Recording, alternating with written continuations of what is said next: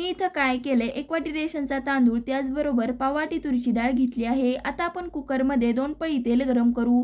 तेल हलकंसं असं गरम झाल्यावरती 1 चमचा मोहरी, भरपूर सारा बारीक चिरलेला लसूण, भाज्यांमध्ये फ्लावर, बटाटा, ढोबळी मिरची, 2 स्लिट केलेल्या हिरव्या मिरच्या घालून परतवून घेऊ. भाज्या परतवून झाल्यावरती मसाल्यांमध्ये अर्धा चमचा लाल तिखट, 1 चमचा कांदा लसूण मसाला, मोठ्या फोडींमध्ये कट करून घेतलेला टोमॅटो घालून परतवून घेऊ.